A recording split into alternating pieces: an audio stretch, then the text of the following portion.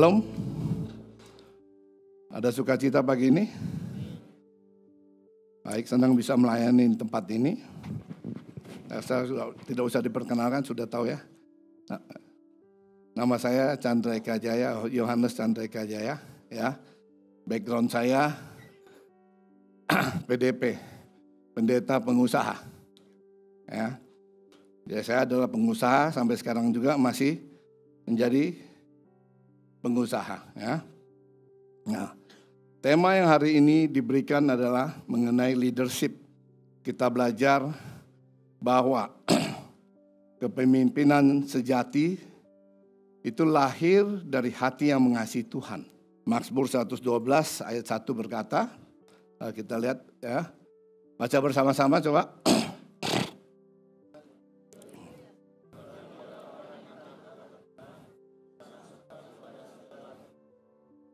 Nah, dari ayat ini kita melihat bahwa kasih kepada Tuhan itu menghasilkan kehidupan yang diberkati dan kepemimpinan yang kuat ya. Jadi yang pertama, kasih kepada Tuhan itu adalah fondasi kepemimpinan. Ya. Kalau Ulangan 6 ayat 5 berkata, ya coba lihat, baca juga bersama-sama. Saya ingin semua baca, jadi semua belajar yang nggak pernah baca firman Tuhan hari ini baca bersama-sama. Ya. 1, 2, 3, kasihlah.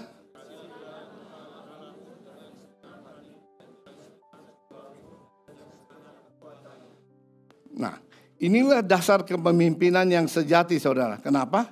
Karena kasih itu memurnikan motivasi. Ya. Kemudian pemimpin yang mengasihi Tuhan bukan mencari kepentingan pribadi, tetapi kehendak Tuhan. Ya. Yang kedua, kasih itu membuat pemimpin peka terhadap suara Tuhan. Nah, keputusan-keputusan penting ya dibuat dari hubungan, bukan dari tekanan. Ya. Yang ketiga, saudara, kasih itu membentuk karakter. Nah, integritas, kesabaran, kerendahan hati dan lain-lain. Dan kasih kepada Tuhan dan karakter inilah yang membuat seorang pemimpin ya dihormati, saudara. Ya. Tuhan itu sangat memberkati ya pemimpin yang mengasihinya. Ya. Sebab berkat itu bukan hanya bicara masalah materi, saudara. Ya. Berkat itu bukan hanya bicara, yang pertama bicara juga soal hikmat. Ya. Amsal 3 ayat 6 ya. Coba kita Amsal 3 ayat 6 berkata, coba baca lagi.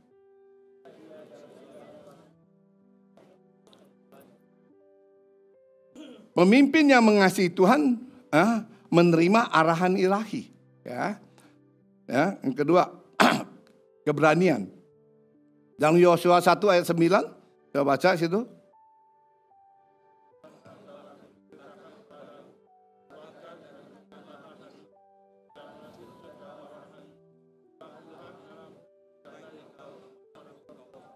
Nah, di sini kuatkanlah, teguhkanlah hatimu. Di sini apa menjelaskan penyertaan Tuhan memberikan keberanian menghadapi tantangan. Ya. Ketiga, favor dan kesempatan. Ya. Seperti Yusuf contohnya. Yang karena kesetiaannya kepada Tuhan, pintu-pintu terbuka dan ia menjadi berkat bagi banyak orang, saudara. Nah, pemimpin yang mengasihi Tuhan itu menjadi berkat, saudara. Ya. Ketika hati pemimpin itu melekat kepada Tuhan, ya, pengaruhnya menjadi berkat. Ya. Ia membawa damai, bukan tekanan. Ia membawa keharapan, bukan ketakutan. Ya. Ia membawa perubahan, bukan masalah. Ya. Seperti terang yang tidak bisa disembunyikan. Pemimpin yang mengasihi Tuhan akan memberkati lingkungan dimanapun ia berada. Ya. Jadi saudaraku yang kasih Tuhan, saya rasa demikian firman Tuhan hari ini. Amin. Kita pulang. Khotbah ini kasih waktu cuma 35 menit ya. Ya. Saya kalau khotbah nggak bisa stop ya. Jadi mohon maaf ya kalau khotbah hari ini agak panjang ya. Bilang 8 sampai 10 maka 10 kelarnya 10 tepat. Habis itu lanjut lagi. Amin saudara? Aminnya cuma di belakang, depan mau pulang semua. Ya. Jadi saudaraku, pemimpin itu harus mengasihi Tuhan, ya. Seperti yang dikatakan dalam 1 Korintus 2 ayat 9, ya. Coba kita lihat sini. Tetapi seperti ada tertulis, baca bersama-sama. Apa yang tidak pernah dilihat,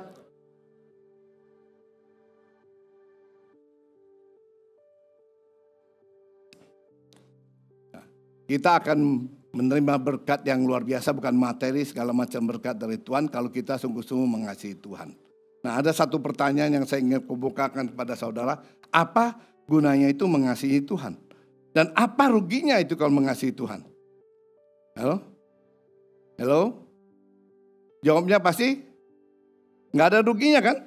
Pasti nggak ada ruginya. Tetapi ternyata pertanyaan yang sederhana ini sebenarnya tidak sederhana. Kenapa? Sebab buktinya banyak orang yang tidak sungguh-sungguh mengasihi Tuhan. Kalau ternyata tidak banyak orang yang sungguh-sungguh mengasihi Tuhan, ya, berarti apa saudara? Artinya apa saudara? Berarti membuktikan bahwa dalam pikiran banyak orang terdapat dugaan bahwa mengasihi Tuhan itu dianggap kurang menguntungkan atau bahkan tidak menguntungkan. Dan sebagian orang juga bukan tidak mau mengasihi Tuhan. Apa bagian orang nggak mau mengasihi Tuhan? Dia maunya ngapain? Menunda untuk mengasihi Tuhan. Mereka berpikir kalau mengasihi Tuhan, ya, bisa ditunda.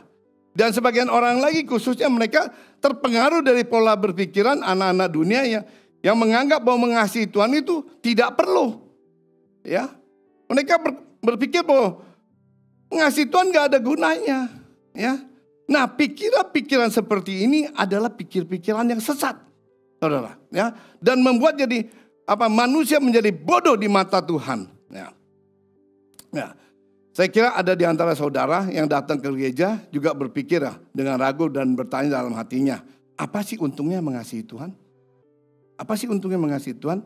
Banyak orang yang nggak mengikuti Tuhan, yang tidak mengasihi Tuhan, dia aman-aman aja kok, betul kan?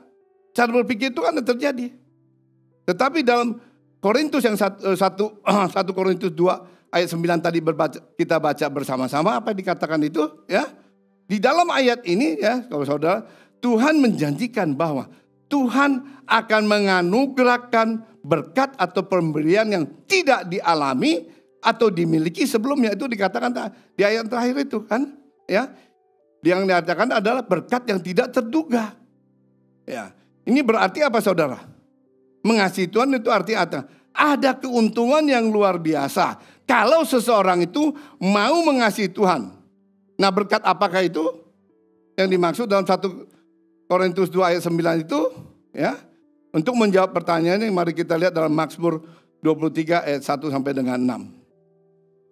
Nah, kita baca bergantian, saya mau baca bersama-sama. Kalian baca cuma ini belakang, sini kiri kanan gak ada yang baca, malas baca. Nggak pernah baca firman? Atau malas? Saya bacain ganti dulu ya. 1, Mazmur Tuhan ya. Tuhan adalah gembalaku, takkan kekurangan aku.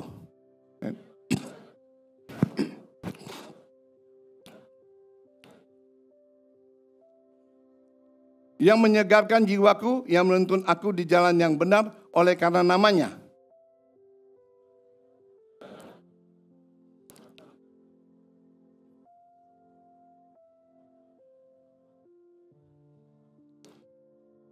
Engkau menyediakan hidangan bagiku di hadapan lawanku. Engkau mengurapi kepalaku dengan minyak pialaku penuh melimpah. Lanjut.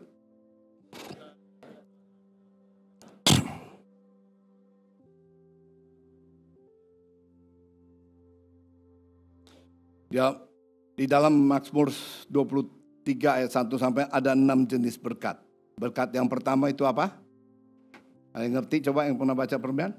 Hello? Berkat pertama apa? Nggak ada yang tahu? Wah, jemaat ICI parah juga ya. Masa nggak ada yang tahu jelas itu? Berkat pertama adalah berkat jasmani. Berkat yang kedua itu dalam ayat kedua ya. Berkat yang kedua adalah apa? Berkat jiwa, yaitu damai sejahtera, ya. Ayat ketiga A. Kemudian berkat yang ketiga itu apa? Pembentukan karakter atau watak yang diperbarui, ya. Itu berkat-berkat yang kita terima dari yang dijanjikan oleh Tuhan, ya. Berkat yang keempat itu ayat keempat, penyertaan Tuhan dalam masalah-masalah hidup kita, ya. Kemudian berkat yang kelima, ya, hidangan di hadapan Tuhan. Hidangan di sini adalah firman Tuhan dan kuasa Roh Kudus. Dan lawan sini adalah iblis. Kemudian berkat yang keenam adalah tinggal di rumah Bapak, saudara. Ya. Nah, yang pertama, saudara, kita akan bahas satu-satu ya. Rumput yang hijau, ya, kembali kita lihat satu ya, rumput yang hijau melambangkan pemenuhan kebutuhan jasmani, saudara. Nah, Tuhan sebagai gembala yang baik menyediakan berkat jasmani. Nah, Tuhan tahu segala kebutuhan kita, ya, dan Tuhan berjanji akan memenuhi segala kebutuhan jasmani kita kalau kita menjadi anak Tuhan yang mengasihi Dia dan dapat dipercaya oleh Tuhan. Nah, dapat dipercaya Tuhan artinya apa? Kita harus bekerja keras, jujur, meningkatkan kualitas diri, suka mengalah, ya, setia dalam pekerjaan, dan hidup yang paling penting apa? Hidup sesuai dengan firman Tuhan.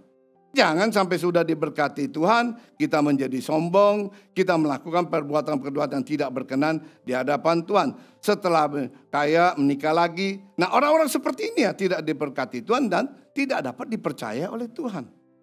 Kita harus percaya bahwa di dalam Tuhan tidak akan hidup dalam kemiskinan dan kekurangan. Amin, saudara.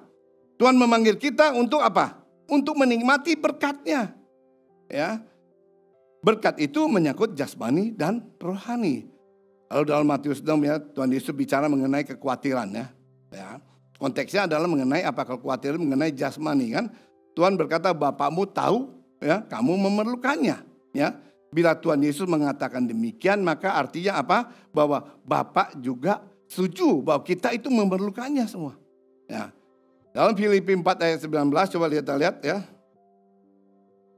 Baca bersama-sama, 1, 2, 3. Allahku.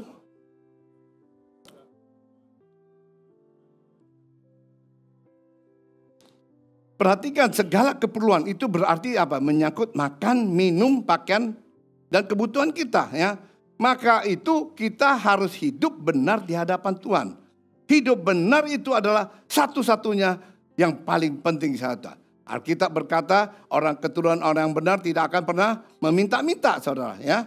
Nah, ini adalah satu petunjuk yang jelas bahwa kita harus menjadi orang yang benar. Dan Tuhan berjanji akan memberkati hidup kita kalau hidup kita benar. Dan Tuhan itu pasti menepatinya. Ya.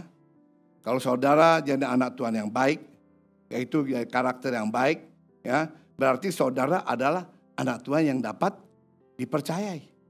Ya, maka Tuhan akan memberkati saudara dengan berkat yang saudara belum alami sebelumnya. Ya, hal ini benar-benar saya alami. Dan saya sadar bahwa semua kepercayaan Tuhan ya, yang diberikan kepada saya supaya apa? Supaya saya bisa mendukung pekerjaan Tuhan, ya, bisa melayani Tuhan. Maka untuk itu yang kita harus apa? Bertobat. Kita harus bertobat dan menjadi anak Tuhan yang baik, ya. Maka Tuhan akan memulihkan ekonomi saudara, masalah saudara, problem saudara, ya. Jadi anak yang benar dulu semua. Bukan nggak ada masalah, pasti ada, tapi Tuhan pasti akan menyertai kita dan menyelesaikan masalah kita, ya. Saya bertobat 1997, ya, 2 tahun dah. Sejak bertahun 1907, ya, habis itu saya mau ambil bercerai dengan istri saya. Karena apa? Karena di kantor saya ada sekretaris yang kerja saya kurang lebih 2 tahun, ya. Dia sangat memperhatikan saya, ya. Sehingga kalau ada ulang tahun dia kirim apa, ya. Kemudian waktu saya di Amerika dia kirim lagi kata-kata. Tepat pada pagi itu, hari yang sama, walaupun di Amerika dia ngirim suatu kiriman nyata selamat ulang tahun. Ya. Ya, kalau seorang istri kalau lihat kayak gitu kan pasti apa? Curiga kan? Ya enggak. Nah, habis itu tapi nggak ada masalah sih sebetulnya. Ya dia masih diam aja kan, nggak mau ribut kan. Nah, kemudian satu saat kembali ke Jakarta, mobil istri saya rusak di tengah jalan. Ya. Pada saat itu waktu itu ulang tahun berikutnya dia mengucapkan juga selamat ulang tahun. Ya.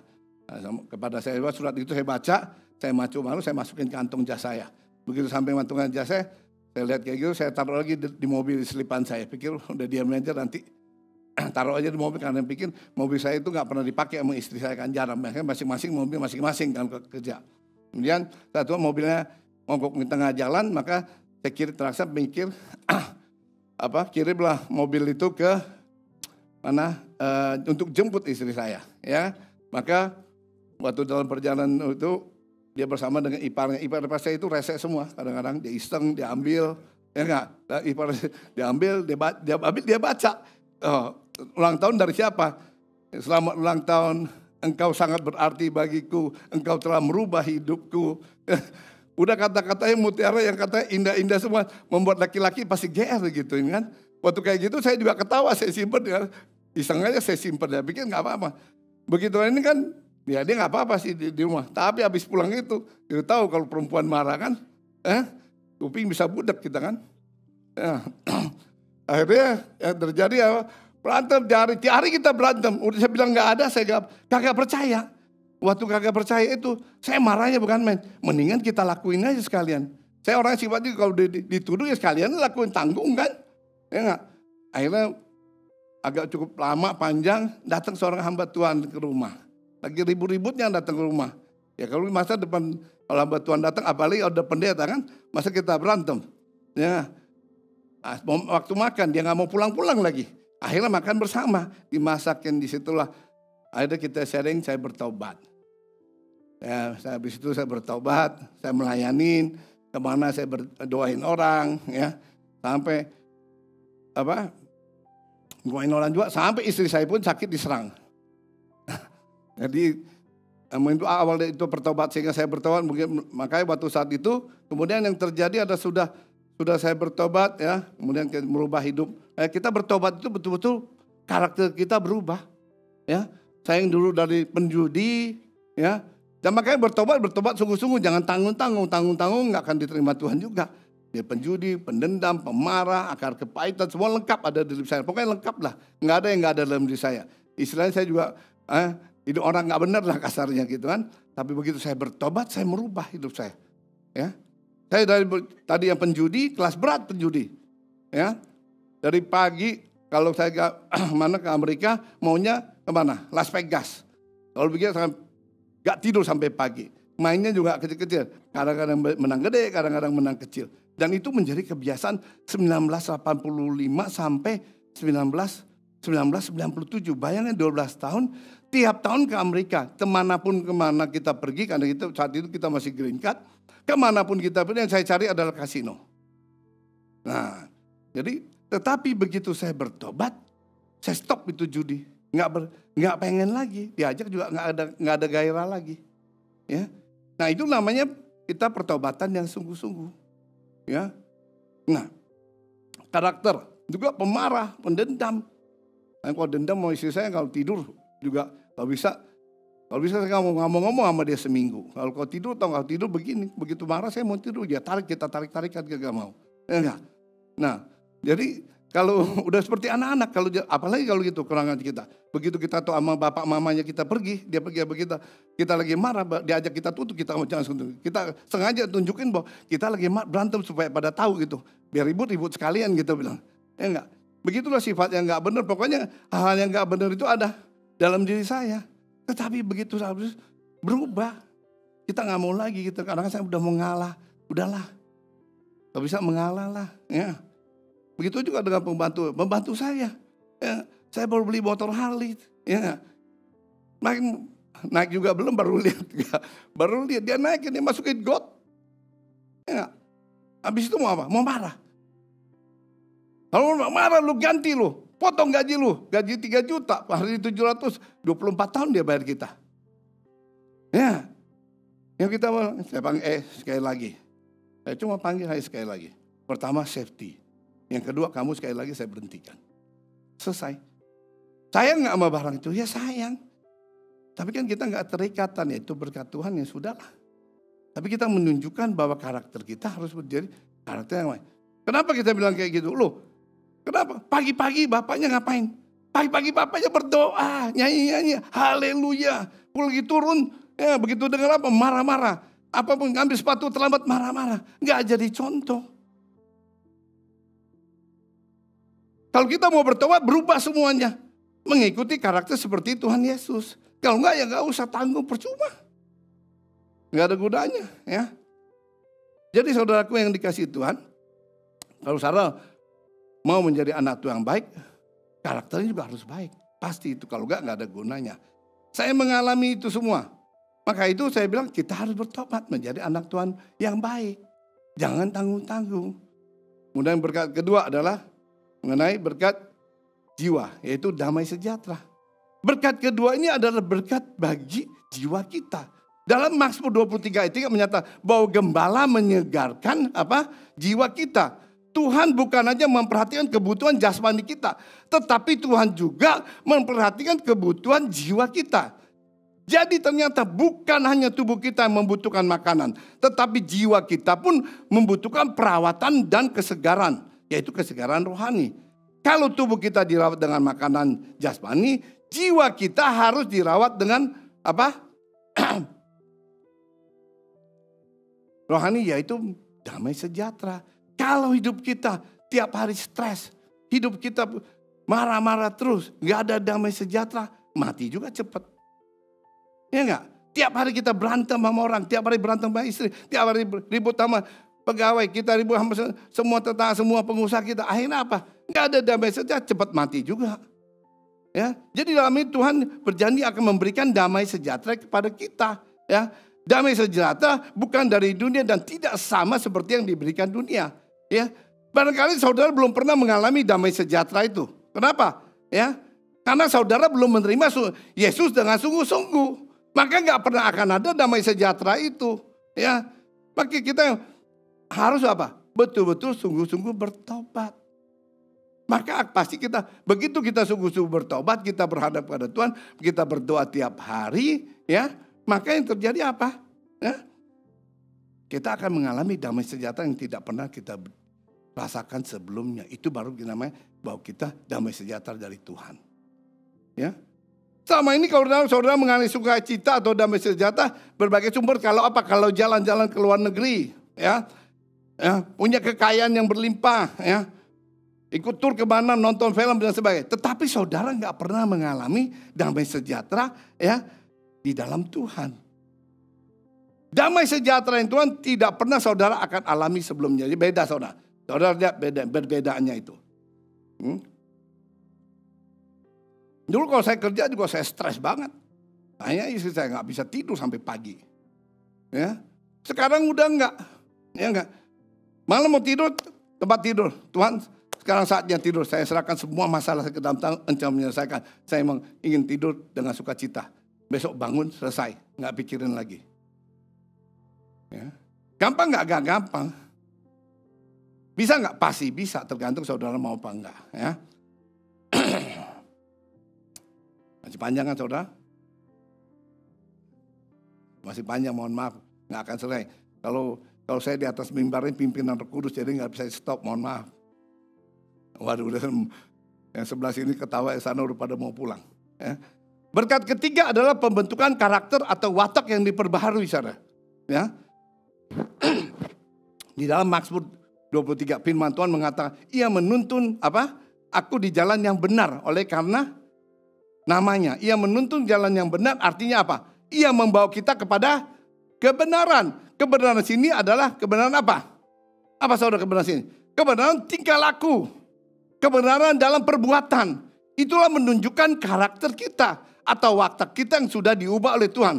Itulah sebenarnya yang diinginkan oleh Tuhan, yaitu agar kita sempurna sama seperti Bapa di surga, yaitu memiliki karakter seperti Tuhan Yesus. Kalau kita sungguh-sungguh mengikuti Tuhan Yesus dan bersedia mengikuti Tuhan Yesus, menjadi anak Tuhan yang berkenan kepadanya, maka apa yang terjadi? Watak kita pasti akan diubah. Jadi tergantung saudara mau sungguh-sungguh apa enggak. Kita pasti tidak akan sama seperti sebelumnya. Kita sendiri akan heran, kenapa kita memiliki watak ini? Keadaan yang tidak pernah kita alami sebelumnya. Jadi saudaraku, yang diminta ada kesungguhan benar-benar bertobat. Tuhan berkuasa mengubah watak kita yang buruk menjadi yang baik seperti yang Dia kehendaki. Sehingga apa? kita menjadi berkat bagi orang lain dan dilayakkan masuk kerajaannya. Amin saudara? Aminnya lemes semua. Ya, udah gak usah panggil saya lagi deh.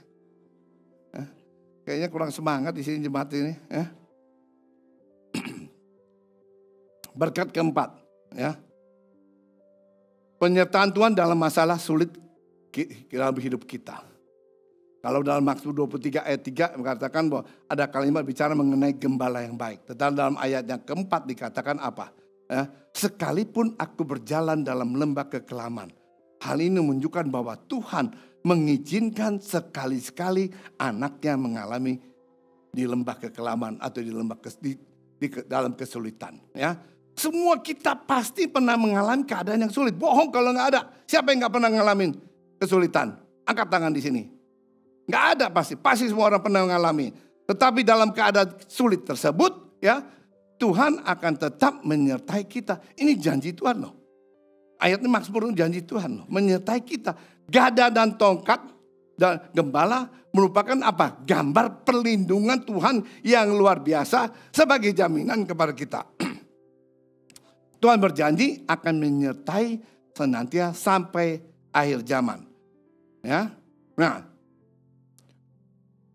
dalam perjalanan bangsa Israel ke dalam Kanaan, ya, sering bangsa Israel mengalami banyak kesulitan. Nah, tetapi Tuhan menolong dia dengan cara yang luar biasa, dengan cara yang tidak pernah mereka pikirkan atau lihat sebelumnya, seperti yang terjadi di laut Tolzom atau laut Tiberau. Ada yang tahu? Ada yang tahu ketika tentara Israel mengejar mereka, apa yang terjadi? Tuhan menunjukkan kuasanya dengan apa? Membelah laut itu. Bangsa Israel bisa berjalan di tanah yang kering dan kemudian tentara Israel ditenggelamkan di laut itu. Nah, saya pun mengalami hal yang sulit. Dan saya bisa membuktikan bahwa Tuhan yang saya layani adalah Tuhan yang setia. Ya, Tuhan menolong saya dengan cara yang ajaib. Dengan cara-cara yang tidak pernah saya pikirkan atau alami sebelumnya. Ya. Jadi saudaraku yang dikasihi Tuhan, kalau saudara mau bertobat dengan sungguh-sungguh dan mau mengikuti Tuhan Yesus, maka Tuhan akan menolong saudara dengan cara yang saudara tidak pernah pikirkan dan tidak pernah saudara alami sebelumnya. Ya. Saya pun di dalam kesulitan, saya pernah mengalami masa yang sangat sulit dan sulitnya itu selama 7 tahun. Bertahun-tahun masalahnya nggak selesai-selesai. Ya. Suatu saat saya melakukan suatu transaksi, ya, di jual perusahaan, kemudian menerima DP, kemudian saat itu ternyata orang itu bermasalah dan kita nggak ada urusan namanya jual perusahaan, tapi saya berhadapan dengan mafia yang kekuatannya luar biasa. Saya pakai menteri, pakai jenderal, pakai semua menolong, nggak ada yang bisa menolong saya. Tetap aja mentah, seperti hadapin tembok dengan kita lempar terus pecah terus, nggak ada yang bisa hadapi. Ya, yang ada cuma hanya bisa berdoa. Ya, masa-masa sulit yang saya berdoa. Ya, dan satu-satu saat saya dibangunkan malam-malam jam 3 pagi, ada yang nepok kaki. Bangun, baca firman-Nya ayatnya Mazmur 3 ayat 4 sampai 6 yang tadi kita baca bersama-sama. Ya, di sini. Sekalipun aku dalam lembah kekelaman, bangun. Saya 3 kali bangun, saya nggak mau bangun. Saya pikir siapa yang bangun pagi-pagi? Nggak ada yang lihat, nggak ada orang. Bangun lagi 3 kali, sampai ketiga bangun baca. Maka saya buka ayat ini yang saya dapatkan. Ya, sekalipun aku berjalan lembah, aku tidak takut bahaya. Sebab engkau berserta gadamu, tongkatmu, itulah menghiburkan aku. Engkau menyediakan hidangan di hadapan kepala aku, engkau mengurapi kepala dengan minyak penuh melimpah. Ya. Kemudian dikatakan situ lagi ayat ke-6, ya, kebajikan kemudian aku mengikuti aku sepanjang umur dan aku akan diam di rumah Tuhan sepanjang masa. Itu yang saya dapat jam 3 pagi. Ya, saya nggak ngerti ayat itu apa. Apaan ini? Ya udah. Maka di masa-masa yang sulit, saya membutuhkan biaya yang banyak, ya.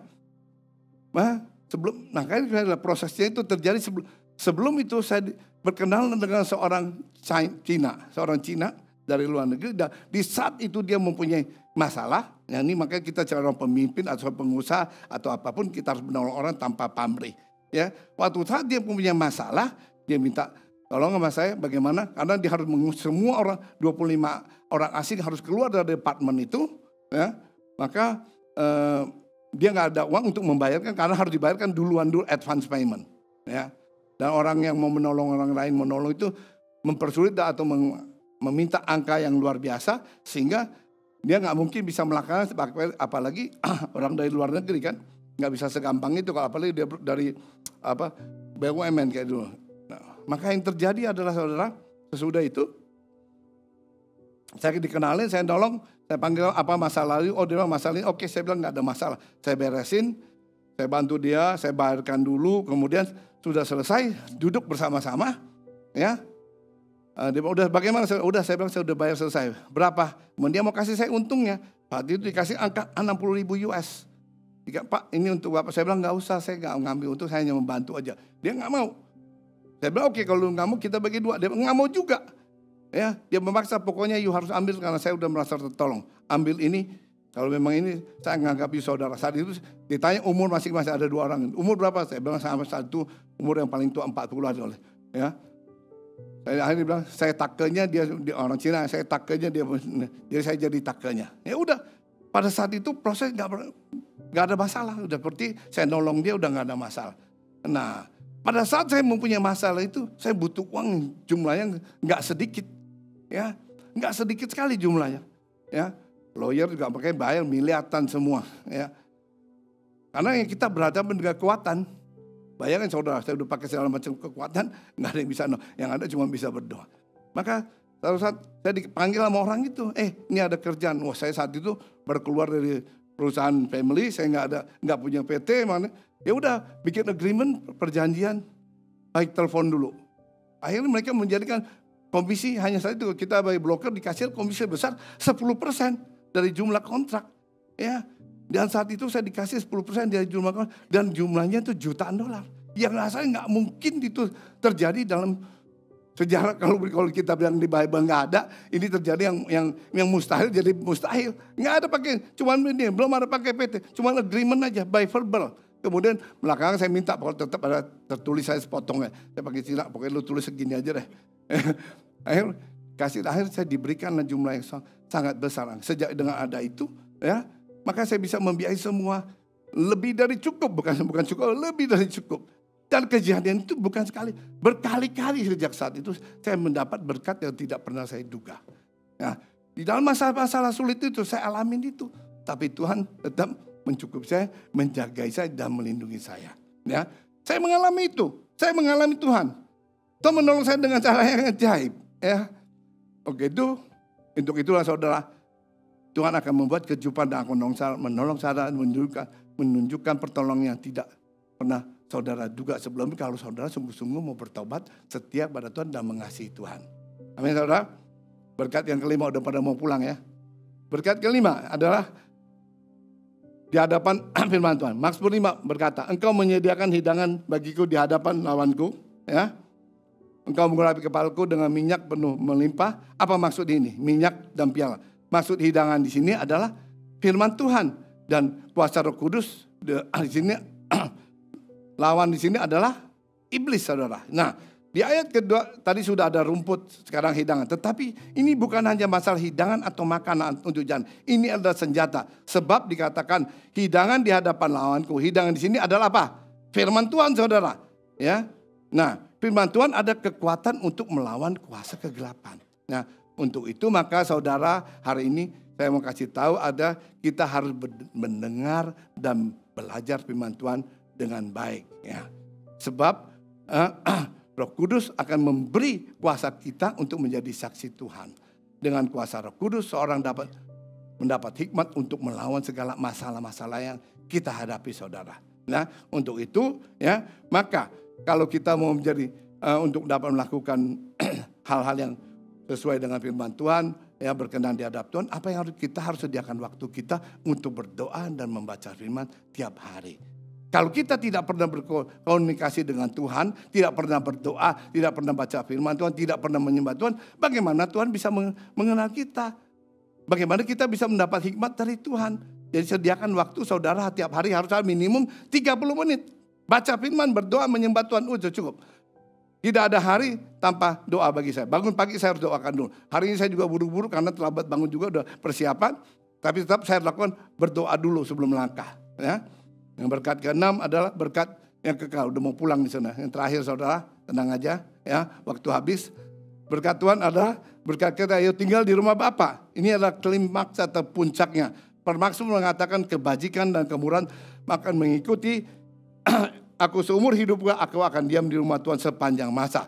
Maka saudara, setelah watak seseorang diperbarui, dituntun oleh firman-Nya dan Roh Kudus, maka ia akan dapat menjalani dengan banyak menabur kebaikan dan kemurahan. Artinya hidupnya menjadi berkat bagi banyak orang. Dan orang yang menjadi berkat bagi orang lain, itulah yang disebut apa? Pelayan Tuhan. Dan orang-orang seperti inilah yang berhak tinggal di rumah Bapa.